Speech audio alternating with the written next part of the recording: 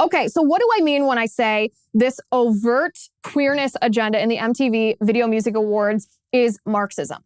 Okay, so let's back up to the original Marxists, Karl Marx and Friedrich Engels. They posited in their early work, in fact, in the Communist Manifesto itself, but in other works that surrounded what they were doing at the time, they posited that the destruction of the nuclear family, a marriage between one man and one woman who bore children and raised those biological children themselves, that the destruction of the family would happen as a result of Marxism. The reason that they proposed this destruction of the nuclear family is because they thought that the family, or their philosophy, called the family a thing that was not spiritually based and not based in mutual benefit, certainly not based in love. Engels actually called marriage the subjugation of one sex by the other. So lovely men, these two.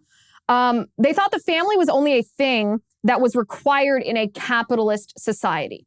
They said in a capitalist society, you have to make these units in order to survive. Okay, so they said when capital is destroyed, so too would be the family, because in their world, there was no other reason for the nuclear family. This was a very interesting philosophy by Marx and Engels, because Marxism came first, or the Marxist revolution was supposed to come first, and the result of that Marxist revolution would be the inevitable destruction of the nuclear family. Well, fast forward to the 1920s and the 1930s, and enter the scene Antonio Gramsci. We've talked about Antonio Gramsci on this show before, an Italian Marxist who was serving prison time in fascist Italy because he criticized Mussolini. While he was in prison, he wrote the Prison Notebooks, which were his compilation of all of the Marxist theories organized in the way that he thought was best. It was kind of his addition to existing Marxist theory.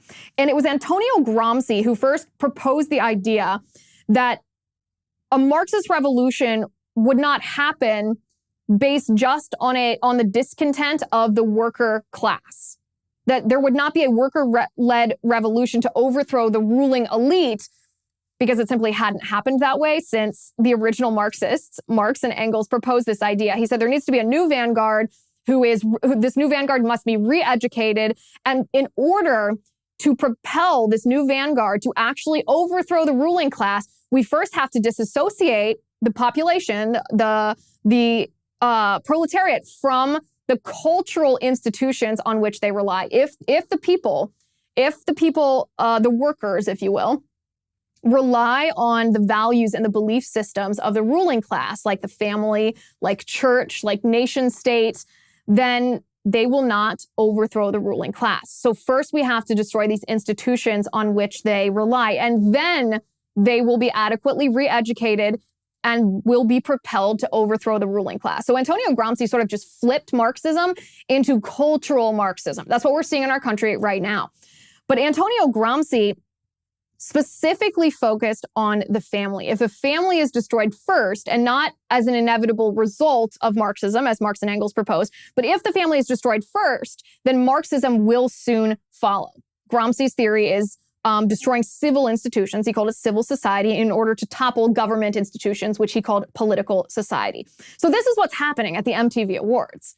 This is what we're seeing from these major leftist organizations and institutions in our country. We're seeing this deliberate assault on the family, this deliberate assault on marriage between one man and one woman, because if there is no such thing as man, if there is no such thing as woman, if there is no such thing as a traditional relationship, because there is no such thing as traditional gender, then the nuclear family falls apart. And so where do these cultural Marxists aim? They aim for children, because this is not something they're going to be able to aim